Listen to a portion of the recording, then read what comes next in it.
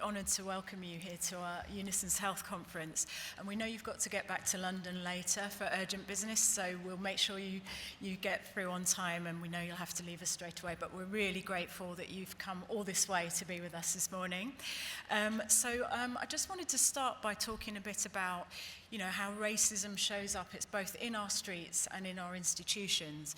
The delegates here yesterday were talking a lot about making a renewed commitment to fight back against racism and to fight against the far right. And obviously, it's been a year where we've seen race riots, we've seen the weaponising of flags, continuing attacks on health and care workers, and you've dedicated your life to fighting for racial justice, and your story shows that both what happens in the streets, but also in institutions, as what happened after Stephen's murder. So I wondered, what are your reflections now on, how unions, civil society organisations, campaigners, how can we effectively fight both in the streets and within our institutions? Thank you. Good morning, all. If you sort of look back to when we had the Macpherson inquiry and what came out of that, and how at the time there were so many different recommendations that came out, and I felt that institutions beginning to understand the impact of racism and what they needed to do to change, and people on the streets also. But I think in recent years, racism is beginning to raise its head again.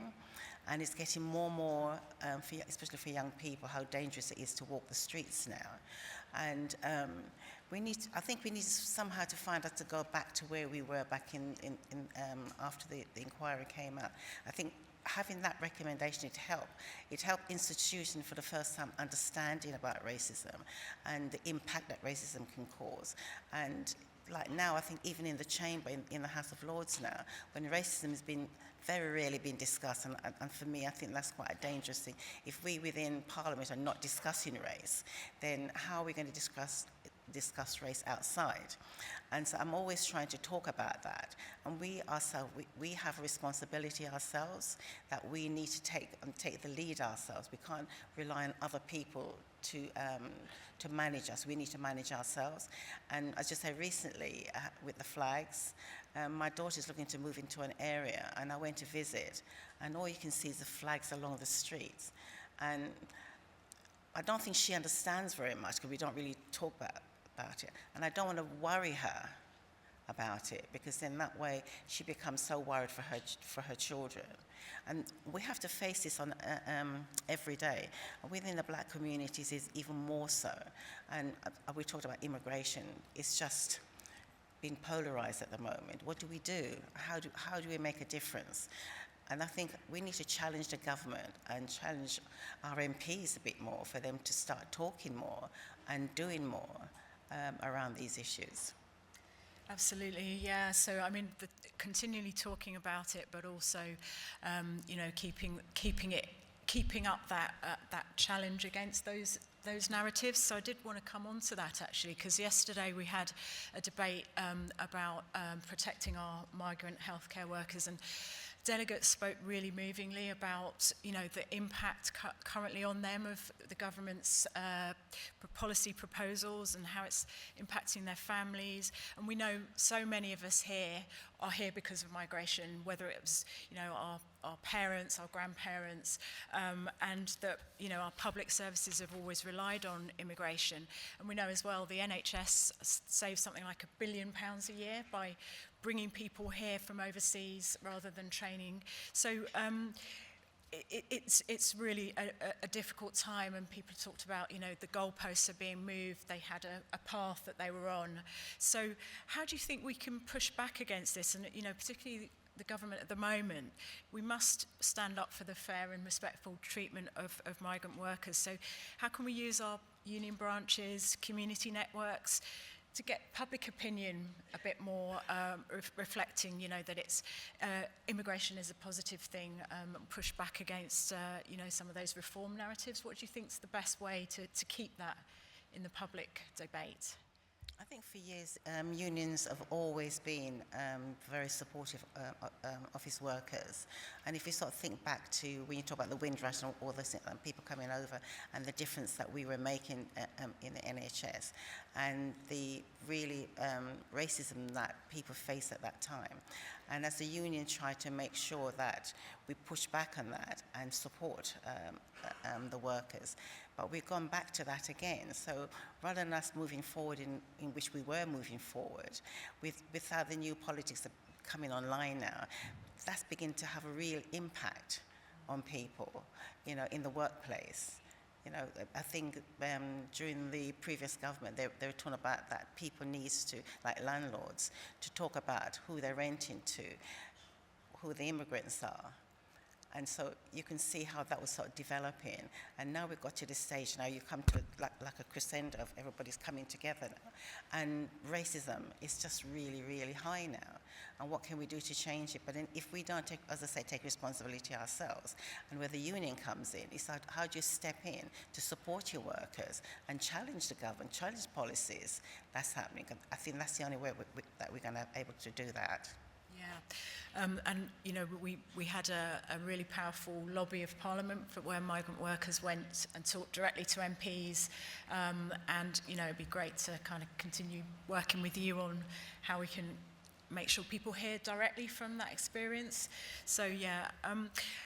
We're at a health conference, so I wanted to talk a little bit about health inequalities and how racism is impacting there. So last month we had the module 3 of the COVID inquiry, and it talked about the impact of the pandemic on healthcare systems. And you know, the headline was about the superhuman efforts that healthcare workers had to go through, and that compensated for the fact that the health service was in such a state. But the report itself didn't talk very much about something that we were so much aware of, that disproportionate impact that COVID was having on our, you know, on our black communities, but also on black workers in the health and care system. And you did a report, an inquiry yourself, didn't you, on that impact? And UNISON was really proud that we contributed to that, and you held some roundtable events. And you were really clear. You said this is a systemic issue. It stems from decades of structural injustice, inequality and discrimination. And so your recommendations, you didn't just focus on healthcare, you talked about housing, immigration policy, education, employment. So how far do you think, you know, thinking back to when you did that report, how far do you think we've come on some of those issues, and you know, what are the barriers that we still face around that? I think those things are still like headlines. Because when during COVID, and I was asked to look into the impact, I wanted to make sure that I was speaking to ordinary people, those the impact was happening most. And so for me to go around the country and talking to people was very good for me, because I think that's the only way you understand what was happening. And because like in the early stages, the frontliners and the first individual to die was from the black community. And I wanted to make sure that people understand that, you know, what they were going through. And I think some of the nurses, I think one of the nurses said, as we were talking, she said, I didn't go to work to die. And that has really impacted on me. I think they're going to work to support and help their patient, and they're the ones who are the impact's happening on them. And you talk about the PP, the protective gown, and people are using those sort of things to benefit themselves rather than supporting our healthcare workers, and that was not happening. You know, there's so many things there, and I think the government at the time, they weren't, I don't know, engaged enough as they should. You know, they're sort of moving from one thing to the other. But at the same time, the impact was really great. The bus workers, you know, going out to work, and they're the ones, you know, they have to be at work at 6 o'clock in the morning, and there's nothing there to support them, and the government didn't seem to understand that. And for me, I wanted to make sure that the report reflected that so you can understand. And I made sure my report went to the COVID inquiry because I wanted them to see that. But I don't know how much of that they use. And without you being there to ask the question, and for me, I wanted to be there, but I wasn't able to.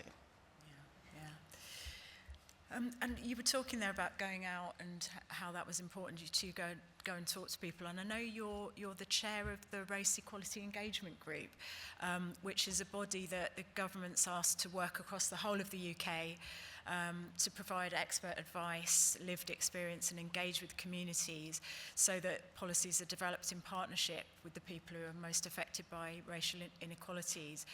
And so I know you've done a lot of engagement on maternal health. Everyone here is really aware of that terrible statistic that black women are nearly 4 times as likely to die in childbirth as white women. So what are some of the key things that you're hearing about maternal health, and which are the groups most affected, and are there any other sort of things that you're hearing through that race equality engagement group around healthcare that you're looking into? Yeah, we held a round table back in December, and we invited, it comes again, we want to make sure we have lived experience. There's no point we talking to all professionals and not hearing lived experience. And I think that's really important to have. So lived experience. So we had travellers and roamers that talked about the impact that have on them, and not being able to, I presume, time to go for healthcare, to go to the maternity, and being escorted by police and things like that. And we had one lady, which is impacted on me. She had her first child, seems to be fine, and then she had twins. And when she went through that, she ended up in a wheelchair. And you're trying to understand what happened. So where is it now? She can't even care for her children anymore because she has to have help. So something happened between her giving birth and how the treatment that she had ended up in a wheelchair. And listening to those sort of things, it's very hard for me. And it sort of brought me back to my own time when I had my children. Because I presume when you're going through things and years later you don't even think about it. But for my second son, I had a forceps. And I was left in a room for how many hours I was left in a room. And then when I had my daughter, emergency cesarean I had, because a doctor decided she was going to do something that she shouldn't have done. And so it's these sort of things that happens to women, black women, because I think sometimes when you go on your senior doctor, it's like when I was really young, they didn't think I was married. And so they wanted to treat me completely different, as if I was a single mom. And why wouldn't I be, if I was a single mom, why would I be treated any different? But that's what they were doing. So my experience, but which I pushed the back of my mind, and then faced with those women that we saw at that round table, brought it all back. And people are suffering. And we were able to, our report went up to Baroness Amos, who was able, because she's doing the report, looking into that. So we were able to deliver our report to her also, to make sure that the government understand the impact of what these women are going through. Yeah, so you talked there about the traveller community and some of their experiences. Are there any sort of other groups that you're thinking, well, this is something that people should be more aware of, whether it's in health or education or young people? Well, our first round table was to do with black businesses. So we were in Birmingham to do that. And you begin to understand how within black people trying to start up businesses, the financial support that they need to have, and the difficulty in getting that. And then sometimes if you do get any support, it's usually for about 3 years if you're lucky, and then that just fizzles out. So there's no continuous support for black businesses. So our next thing, so we had businesses and we had maternal health, and we're looking at education now. And so it's the need, not in education, not in training. And so looking at that, and they begin to focus on, working class white boys not doing well. But that's going back, I remember going back in the 90s, you was hearing that. So nothing has changed within that period of time from then to now, and looking at children not in education, not in training. What's happening around that? The government needs to be seriously thinking about how they change it. So we've had a couple of people from education come to speak to us, And one of our panel members, because they're talking as if to say that they've done this and this, but nothing's changed. And then this, one of us said to him, didn't you read the memo? What we're here to do. We want to see changes happen. And part of what I'd like to see is how do we change education to have the reflect on everybody in the classroom. So I see decolonizing education, so we learn all about our history. Because if you don't do that, racism continues to exist, because people just think you just come here to take other people's jobs, but that's not it. You need to understand around how back in the century before slavery and what happens. So unless children begin to understand that, then we're going to continue talking about racism, I feel. Really important, and thinking about the role of people working in the public services and how we can empower them more to kind of understand those issues and be speaking up.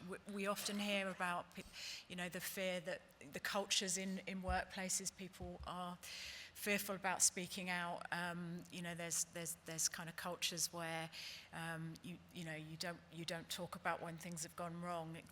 What are your thoughts around how we can really get that voice of the workforce through groups like yours or other ways to get people's voices who work in the services heard more?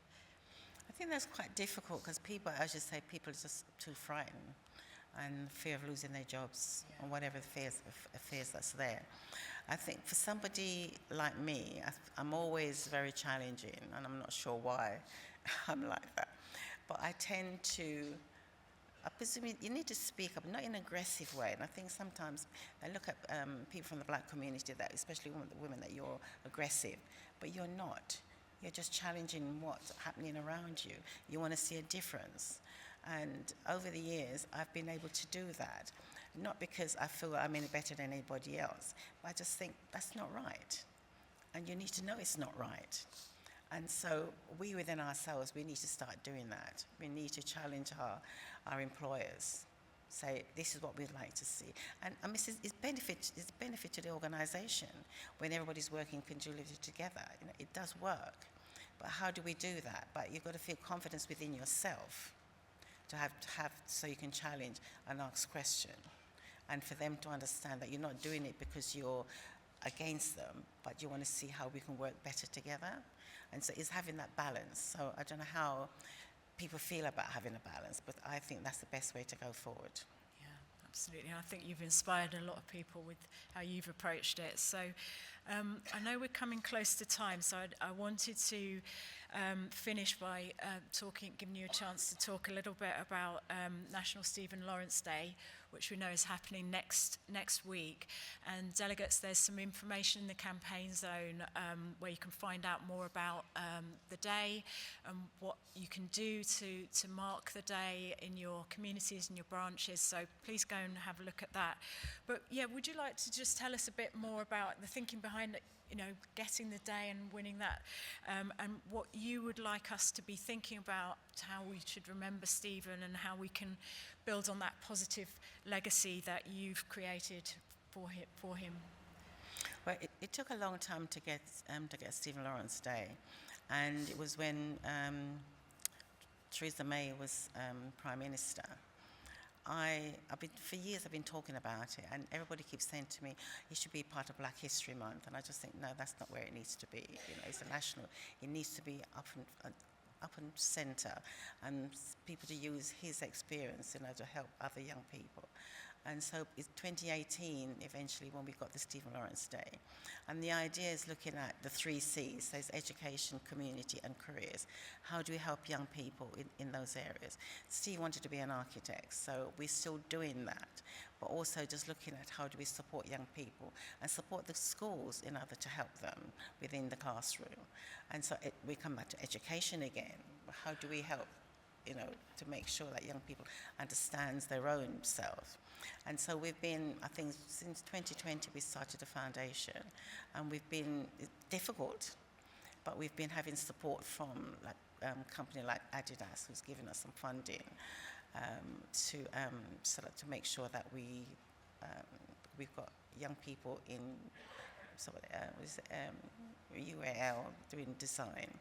We've got University of Greenwich, who have got young people studying architecture. We have now, up in De Montfort, we have the Stephen Lawrence Research Centre.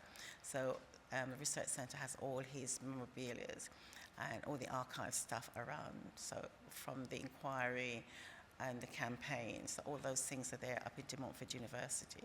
So people can go, and students who are studying around racism have the opportunity to look through all those works that has happened. So we've managed to do that. And so this year, with 33 years since Stephen was killed, there's, for me it just seems like yesterday, so it doesn't seem that long. But I think the impact that Stephen's name has made has been really positive, and I try to make sure we focus on the positive side of things. And I know Stephen was knife crime, but I don't focus on that. I think I just want young people to look at them and to have ambition to what they want to do in life, and to use Stephen as a tool, as a goal that they too can achieve. Because Stephen was an academic, so we know he would have done really well. And so to encourage young people, so this is why we focus on schools. So we have children who are ambassadors in their schools to talk about Stephen Lawrence Day. So this year, there's quite a few things that's happening. I don't remember everything, but I think there's one bit where they have a company, I presume, doing balls or something. So then that way they sponsor that. So the foundation gets some money so we can carry on our work. And that's always very difficult, because charities, it's really difficult to get money to, as I say, sometimes 3 years, and that's your limit, and to keep going. So we find it really difficult. But at the same time, we're making positive strides, though. Wow, that's incredible. So that's 22nd of April next week, and to think how many young people have, their lives have been kind of put on a track by that inspiration and that support. So that's amazing to hear about that, and that the archive sounds something that, it'd be great to get an opportunity to go and see that. So thank you so much for telling us about that. So, before we finish, I suppose, is there anything you'd like delegates to kind of take away and go back to their branches and their workplace in health and think about as we approach the day next week? I think for delegates is to think about how you can support young people. I think that's what we need, because they're our future. And I didn't say that we've got over 100 students who had gone through architectural program, and there's quite a lot of them now who are running their own practices and who are qualified architects. So the foundation, we've done really well in supporting young people. Sometimes I find it really difficult to know exactly what, but is how do we support young people? That's what it's all about for me. It's not about me. It's about what can we do to support our young people to achieve their goals in life, and how schools, and if we can get into schools ourselves and talk to teachers, support teachers. I think sometimes they need, especially now with things are so precarious for them, how do we support teachers, to make sure that they have that ability to share and to teach our children. Well, thank you so much for what's been a really rich and inspiring conversation. We could have spent a lot longer going into that, but we really appreciate the fact that you've come and given us your time today. So thank you so much for joining us. Thank you.